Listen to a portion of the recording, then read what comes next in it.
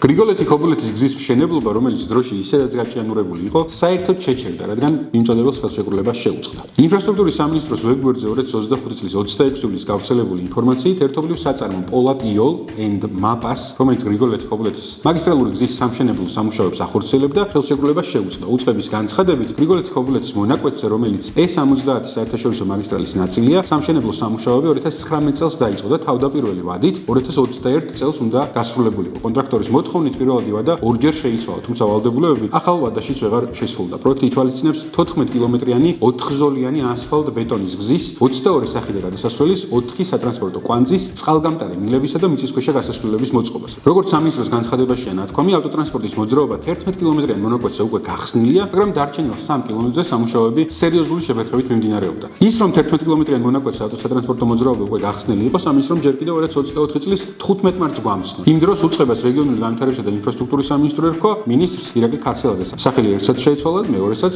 თუმცა საპროექტო გზის მდგომარეობა უცვლელი დარჩა. არსებული მდგომარეობით უცნობია, როდის გაგრძელდება ჩქაროსნული ავტომაგისტრალის გრიგოლეთი-ქობულეთის შემოვლითი გზის მშენებლობა. ინფრასტრუქტურის სამინისტროს მიერ გავრცელებულ განცხადებაში ნათქვამია, რომ აქტიურად მუშაობენ, რათა პროექტი ახალი ხელშეკრულების ფარგლებში განხორციელდეს და წლის ბოლომდე დასრულდეს. უფრო მეტი დეტალი ამ გზის მშენებლობის შესახებ შეგიძლიათ იხილოთ ჩვენ სტატიაში, მანამდე გამოიწერეთ ჩვენი არხი და დაელოდეთ სხვა ვიდეოებს.